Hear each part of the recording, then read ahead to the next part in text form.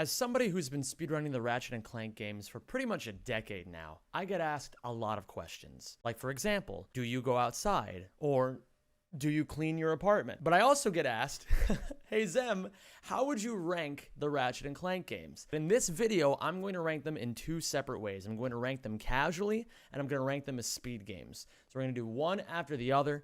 We're going to dive right into it in a second here. So essentially, the way that we're going to rank this.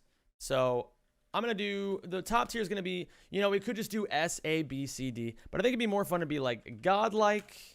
Let's call these ones fun, but not great. Let's call this tier lacking.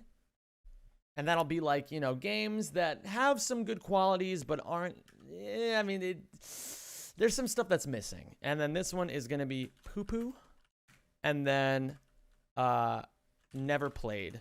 Now, there's only one Ratchet game I've never played, and it's because it's nearly impossible to find. Now, of course, that one is before the Nexus. I don't even think you can get it anymore. Like, I don't even know if there are emulators for it. There might be somewhere. But as far as I'm aware, the only way you can get this game legit is to buy a phone that already has before the Nexus on it. Good luck.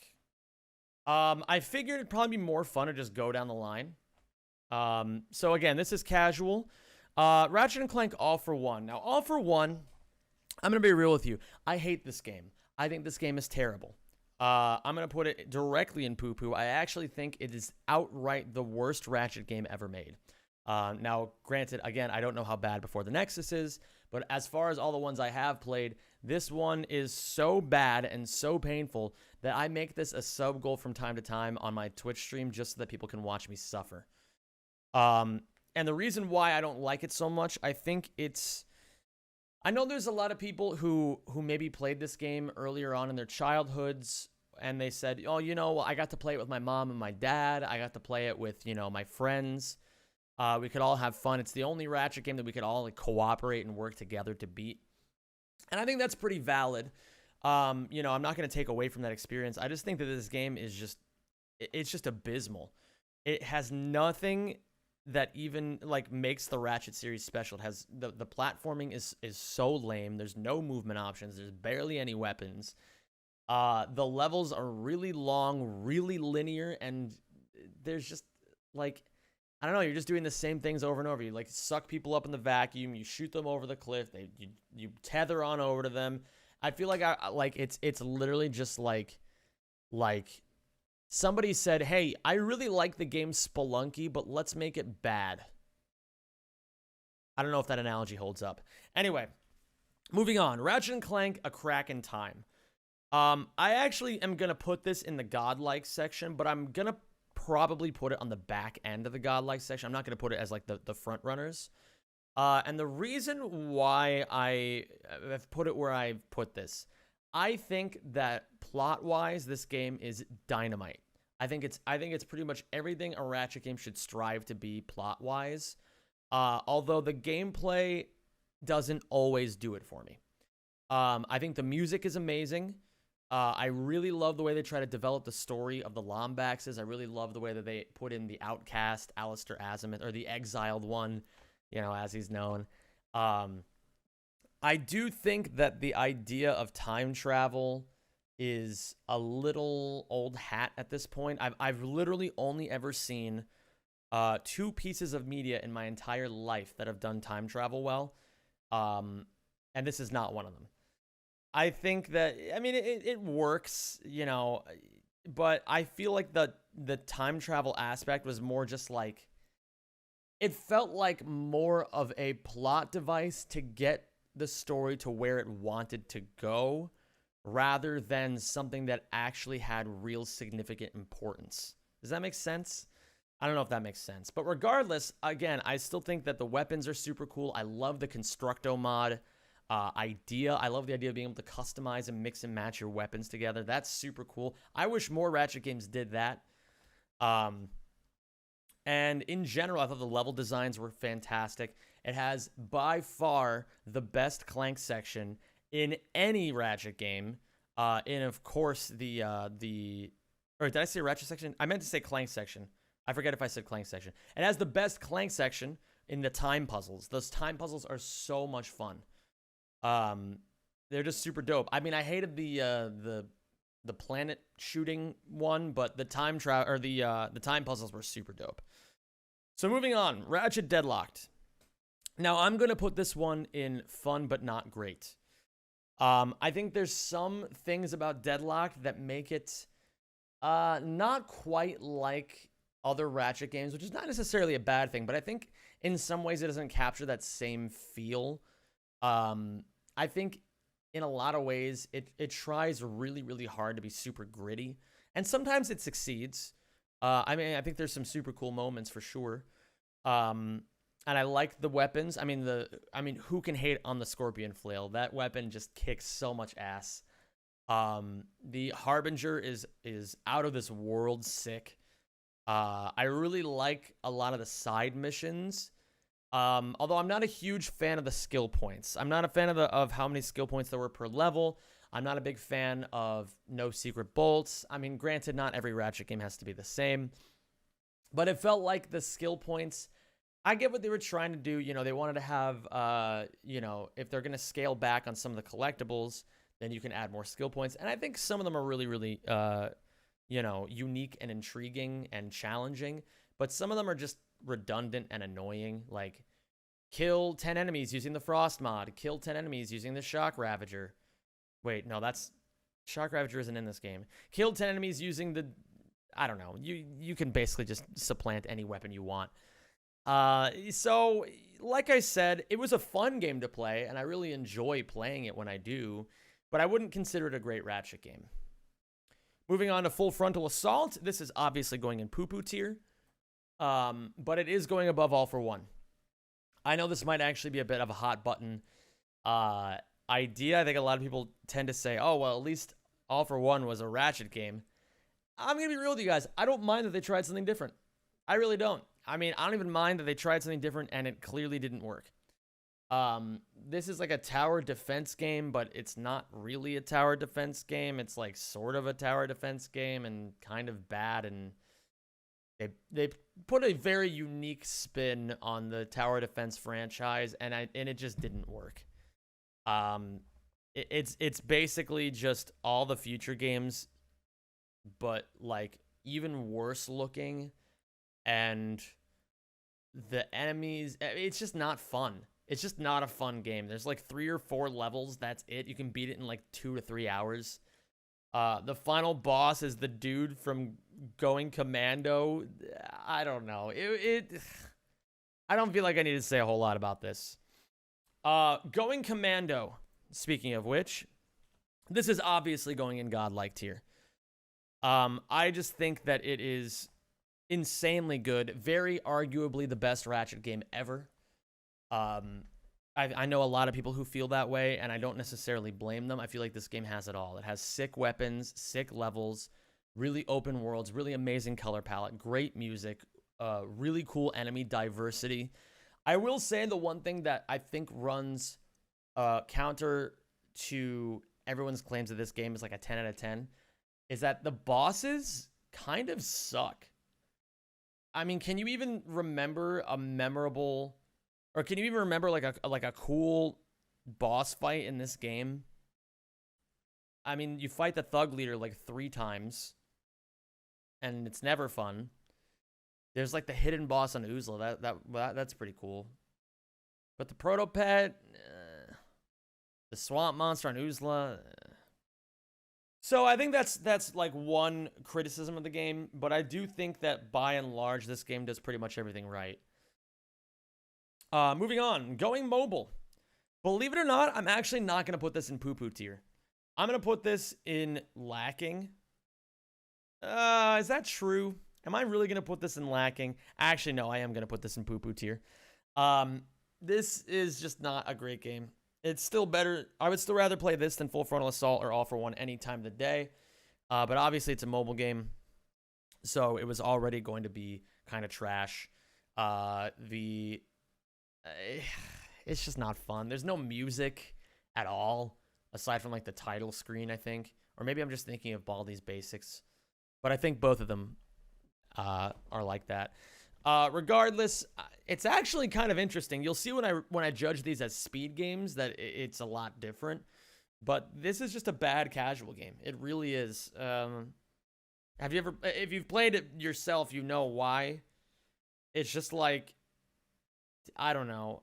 Ratchet doesn't translate to 2D very well. That's the easiest way for me to put this. Ratchet and Clank Into the Nexus. Now this I'm actually going to put into lacking. I thought it was fine.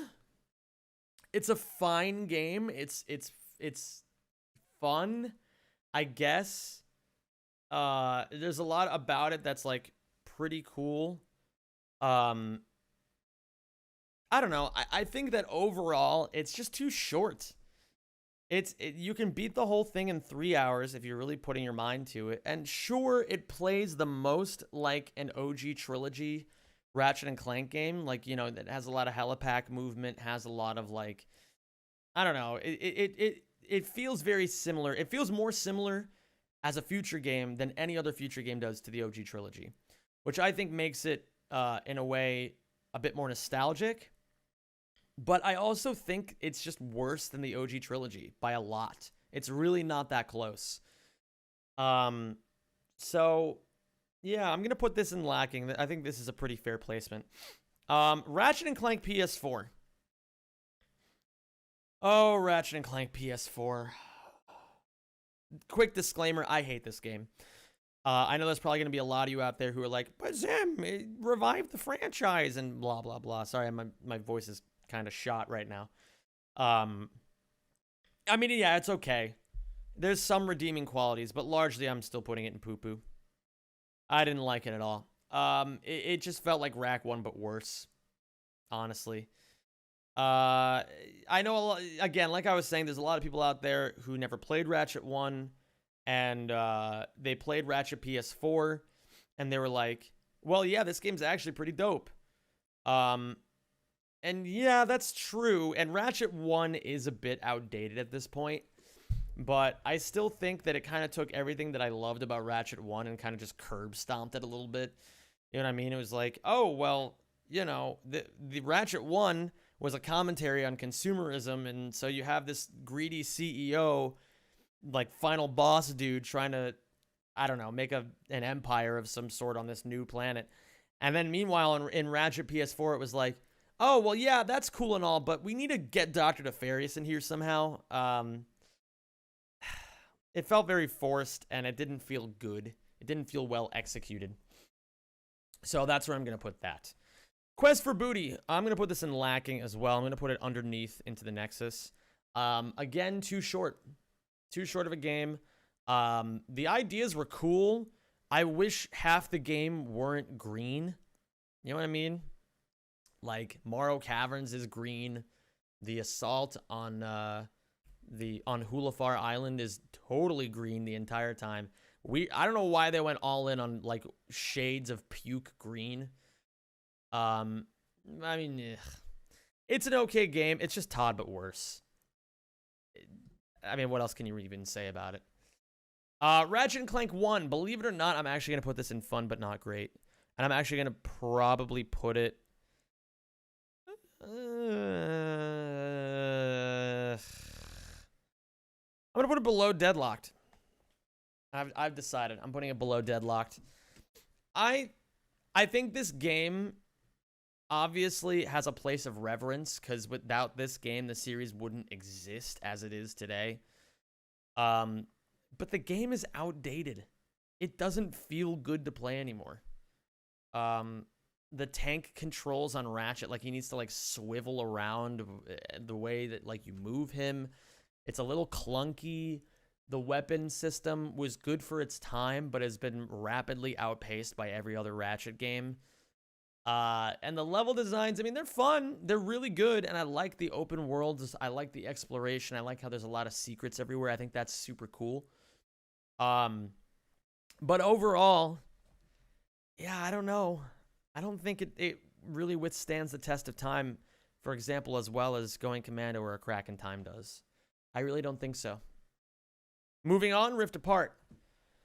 Now, in my Rift Apart review, For those of you who missed it, I said that this was the best Ratchet game I've ever played.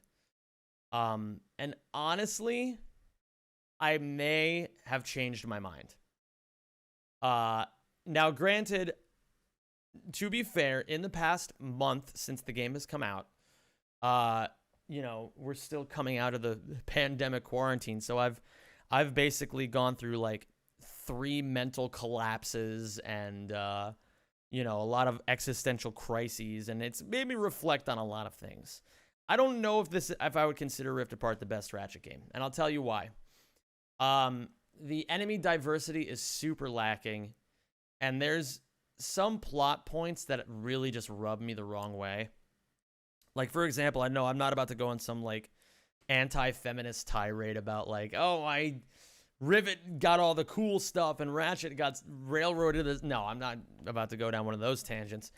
I'm just saying that, like, I don't know, the fixer thing was really stupid. And I don't know, in general, the plot didn't really, it's not very sturdy when you put it under a microscope. I still think this game is godlike. I am going to put it below Ratchet 2. If you haven't gotten a PS5 and you're itching to play this game, it's still, I'd say it's relatively worth it.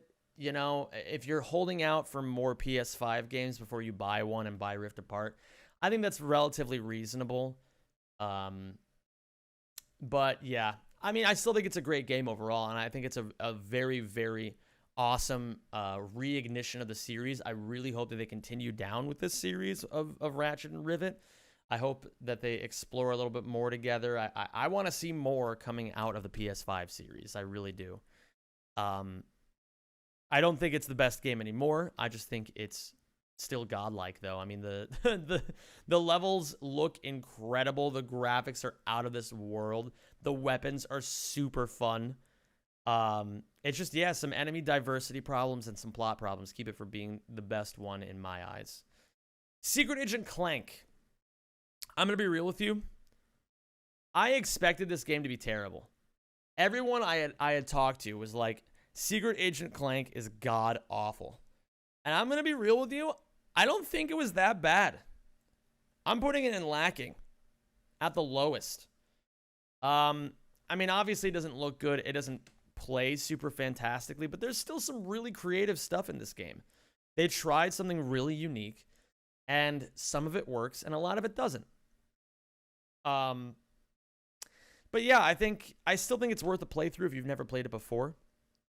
PSPs are pretty easy to pick up, and I'm pretty sure emulators for PSP are kind of solid nowadays. I mean, I think they're actually more stable than PlayStation 2 emulators for sure.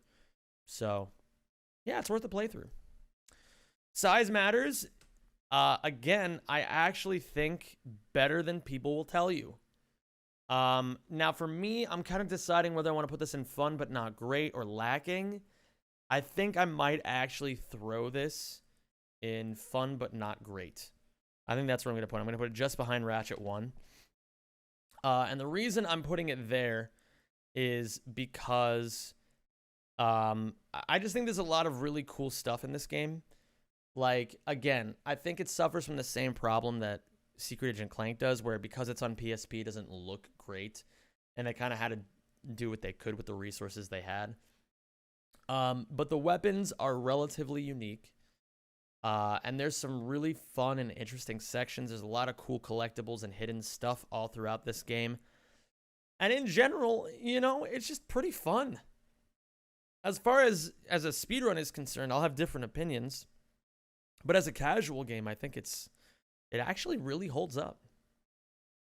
Tools of Destruction. I'm going to also put this in fun but not great. And I think I might put this just, I don't know. I'm trying to decide whether I want to put it above or below Ratchet 1.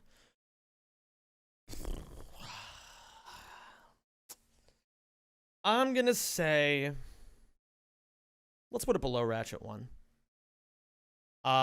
I think it does a lot of stuff really well. I think that it's really cool that they tried, like, basically this was the springboard point for the entire future series of basically we've seen this plot point now for nearly 15 years of Ratchet needs to find the Lombaxes. and it all started in Tools of Destruction. Emperor Tachyon was actually a really cool villain. He was a sick idea for a final boss. He was a sick idea as like his motivation made sense. And the direction that they took these games, even though I'm not a huge fan of the art style, I'm not really a huge fan of the combat of this game, or a lot of the feeling of it. I still think that it really like kicked off the PS3 stuff super well and springboarded into a new era of Ratchet and Clank. So that's where I'm going to put that. And finally, finally. What kind of Ratchet run would I be if I didn't put this right here? Up Your Arsenal is my favorite Ratchet game. It always has been, and it probably always will be. I love it. Even though I think you could very easily argue a combination of Ouya, Going Commando, and Rift Apart in any realistic order. Actually, really any four of these. If anyone in the comment section's like, oh, I actually think that A Crack in Time is the best one, to be like, okay, that makes sense. That's fair. But yeah, this is pretty much my definitive casual list. I'm going to say, I mean, if you need reasons why I'm putting Up Your Arsenal as number one, I mean, I think it's relatively obvious why I would love that game so much, but let's go over it. I think the one thing that runs counter to this game being a 10 out of 10 is the color palette. For some reason, they went in on like piss orange and like weird shades of brown. I don't really know why they chose that as their designated color palette, but yeah, that's what they chose. So, yeah. But regardless, I think the music slaps. I think the music might be the weakest of the OG trilogy, but I still think the music is still God tier. I think that the levels are super fun and super memorable. I love the combat. I think it has the sleekest weapon system of the OG trilogy. I think it has really cool boss fights throughout. I mean, Nefarious was definitely a crusher when I was a kid. He was very tough to beat. I remember feeling very satisfied when I finally beat him. And in general, I just think it's got a lot going on for it. The arenas, you know, I think they're a little bit more fleshed out than Rack 2's arenas. Basically, this game took a lot of what Going Commando did really, really well and just made it a little bit better. So that's why I think it is the best Ratchet game casually. So we're going to reset this now. I don't want to make this video too terribly long in case any of you are losing your attention span on this. Again, we're going to get godlike, fun, but not great. We're going to get lacking, poo-poo, and then never played. Of course, in the same spirit as the last one, we're going to start by putting before the Nexus and never played. I don't know what it's like as a speed game. I imagine it's pretty trash. All for one. Still poo-poo. It's a terrible speed game. It really is. Mukamanan will disagree with me. Mukamanan is the world record holder in any percent and NG plus right now. So Mukamanan will disagree with me. But I think this game is garbage. It's just not fun. It's not even as a speed game. There's almost no tech. I mean, there's some interesting stuff, but nothing that really speeds the game up that much. I think the world record is like 3 hours and 30 minutes, which is still pretty impressive that it's gotten that low, but what a slog. A Crack in Time.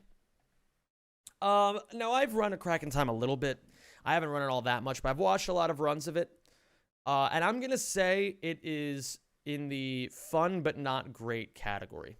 I might be convinced down the road to put it in lacking, but I think overall it's still a pretty solid game. It has some really interesting stuff. Like, for example, we skip pretty much every Clank section using some really fancy tech. Like, basically, the glitches in this game are so unique and so out of this world that I feel like that alone elevates it to fun but not great.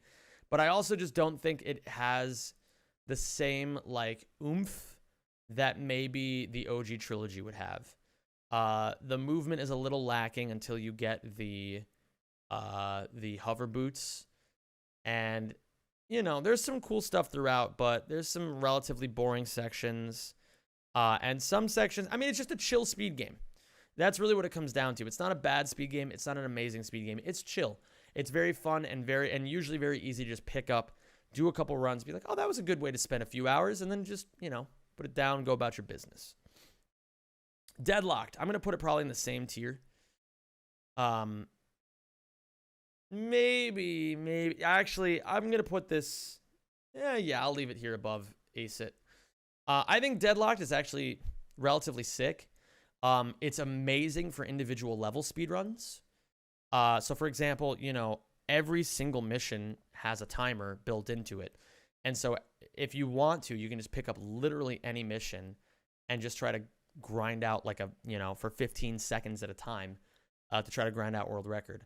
The strats, I think a big thing that's going to keep this game from ever reaching godlike status is that a lot of the movement tech, or at least like one of the bigger pieces of movement tech that saves like runs and time, which is hyper stacking, which is, if you don't know what hyper stacking is, that's like if you charge and your charge like ends and you launch forward because you have a lot of forward momentum, like let's say you go off a cliff with your charge, you can hyper strike to keep all your momentum. So like I'm gonna draw a line. So this is Ratchet. He was like woo. So this is charge woo, and then charge ends. He's free falling, and then hyper strike.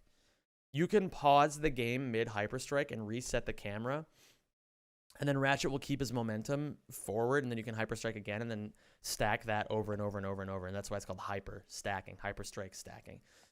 But it kind of slows down the pace of the game a little bit because you have to pause and unpause every time you do it. It's not used that much, but also the bots are really annoying and the game crashes a lot sometimes.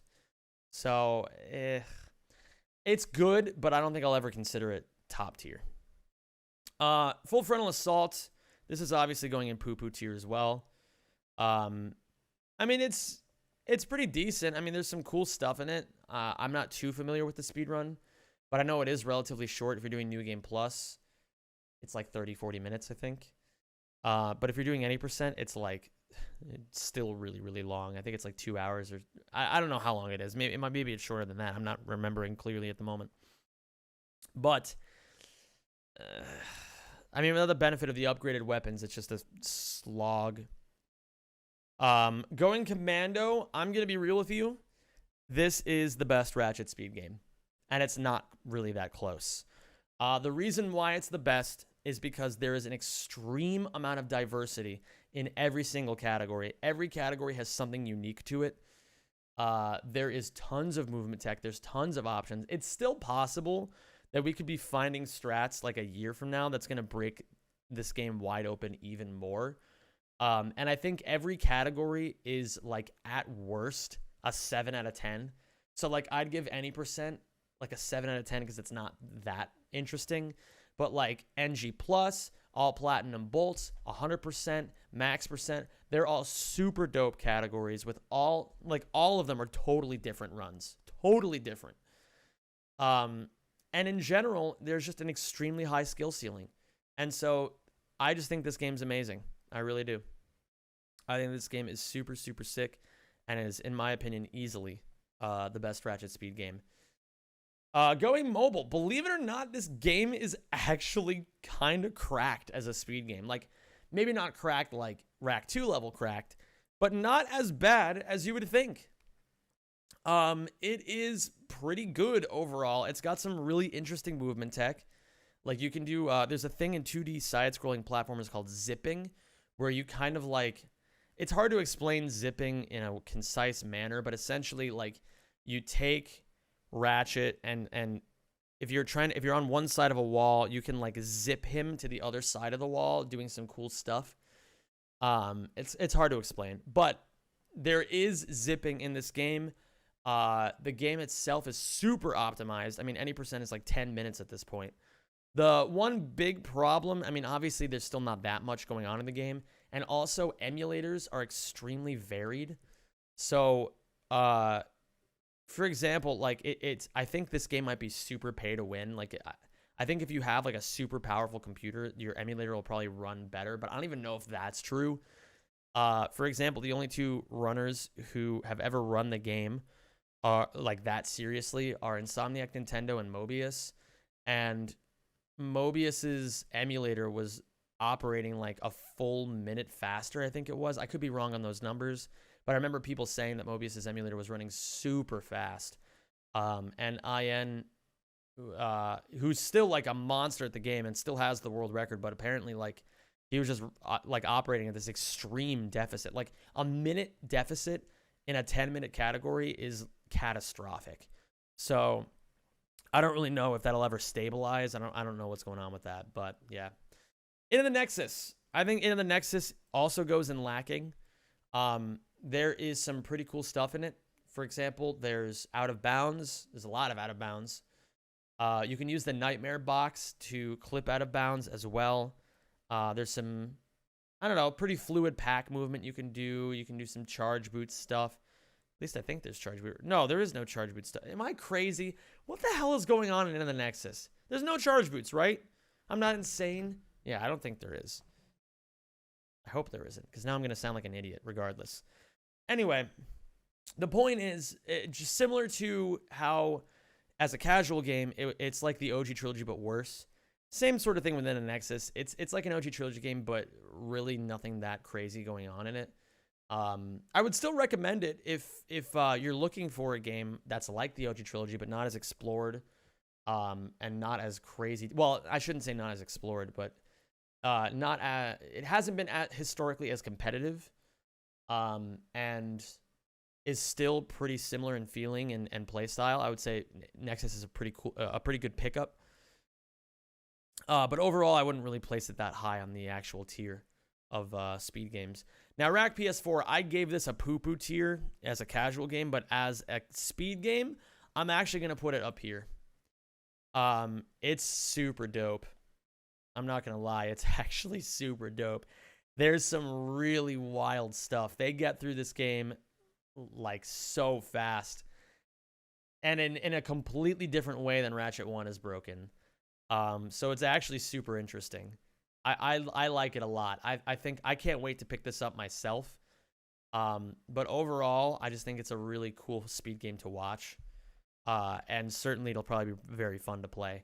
Quest for Booty, I'm definitely putting in lacking. I'm probably going to put it below going mobile, because even though there's probably like just as much movement stuff in Quest for Booty, just as much out of bounds stuff as there is in going mobile, I think the biggest problem with Quest for Booty is that there's one trick in the game that you literally only get one attempt at, and if you mess it up, your run's just over. And then on top of that, as soon as that part is over, you then have to do a final boss fight, which is completely RNG dependent. So for example, the slag fight at the very end, it's like what, 4 minutes and change, like 4.5 minutes, something like that.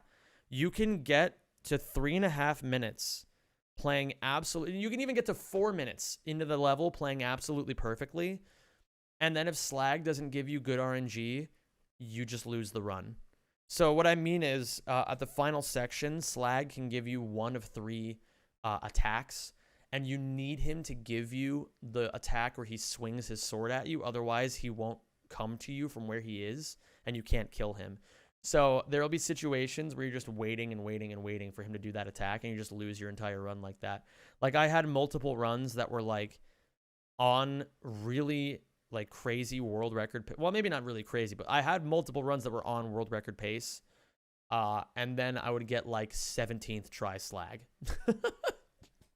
And it's supposed to be a 1 in 3. So I don't know. Overall, though, it's still pretty chill. I really enjoy grinding it when I actually play it. I like just kind of zoning out late at night and just, you know, I'm in a voice call with friends. I'm just grinding the game out a little bit. It's very chill. And there's a lot of downtime because there's a lot of cutscenes. Which is both a good and bad thing, depending on how you view it. Ratchet and Clank 1 is obviously going in godlike. I mean, it's just incredible. It's an incredible speed game. I don't know what else to say. It has probably right now the most optimized category in all of Ratchet and Clank. Franz's 1830 and Rack 1NG+. Probably at this moment, the overall most optimized run in all of Ratchet and Clank. You can probably make an argument for maybe 1 or 2 other categories. But in my opinion, It's super duper optimized, and all the categories are super cool. All gold bolts is low key the best category in Ratchet 1. Any percent's not bad, although I don't really like it that much. And the 100% category for this is just like out of this world. Like if you've never seen a 100% run of Ratchet and Clank 1, it's called all check marks. The reason it's called all check marks is because when you beat the game, there's 3 like check boxes that show up. It says like you've collected 40 out of 40 gold bolts, 10 out of 10 gold weapons, 30 out of 30 skill points. All check marks is getting all 3 of those. It's a crazy run. It's super crazy. Pretty much from beginning to end. There's one boring chunk where you have to just farm bolts as Giant Clank, but it's still super crazy aside from that. Rift Apart, I would say at the moment, where do I want to put Rift Apart? I am going to be very conservative right now and put it in lacking, with the assumption that it's only going to continue getting better. So right now, the fastest category is about an hour and a half long, which is really long for an NG Plus category in Ratchet and Clank. And it's because there's a lot of triggers where you won't be able to activate them until you kill some enemies and stuff like that. We're waiting on some cool sequence breaks. We're waiting on maybe some, I don't know. This game is only a month and a half old. It's not going to be amazing. It still has some really cool stuff though. The movement tech is super dope when you get the boots. There's some crazy wrench boosts you can do where that just like shoot you all the way across the map. It's a very cool looking game. It just needs a little bit more time. So we're going to give it that time and just put it in lacking for now.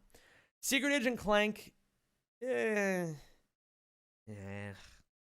okay. It's not bad. It's okay. I'm probably going to put it at the end of lacking. I don't think it's that bad. I don't think it deserves to be put in poo-poo. Is that even true? Does it? Yeah. Sorry, sack runners. Sorry. Sorry. I feel like all I do is like accidentally dunk on Jasper, and I don't mean to dunk on Jasper. It's just like Secret Agent Clank is... There's only one category that's under 3 hours.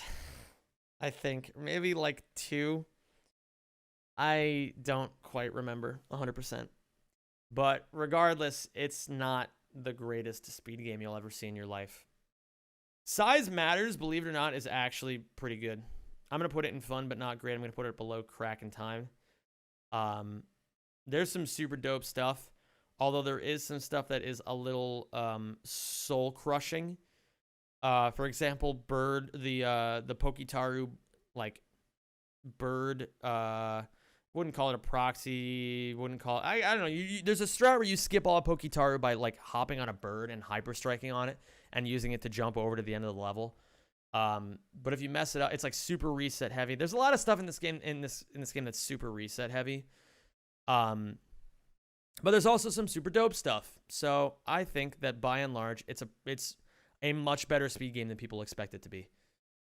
Tools of Destruction, I'm also going to put in fun, but not great. I'm going to put it just below Deadlocked, I think. There is some really unique strats. Todd is probably the most unique speed game out of any of them. Because it's still super good while somehow just being totally different. Dino grinding. I don't know if any of you have ever seen dino grinding. I'm going to have to make a video on dino grinding because anytime you play through Tools of Destruction, if you don't know about dino grinding, like you can level up all of your weapons on Sargasso easily. And what else? There's some really cool stuff. There's like missile skips. There's some sick out of bounds. It's just a very cool looking game. Although there is, I actually think there's going to be some people who like scream at me for putting it this high up. Because there's a lot of runners who actually hate Todd. A lot of people actually really, really hate it. But I think it's cool to watch, and the runners who play it really enjoy it. So I'm going to give them that much credit.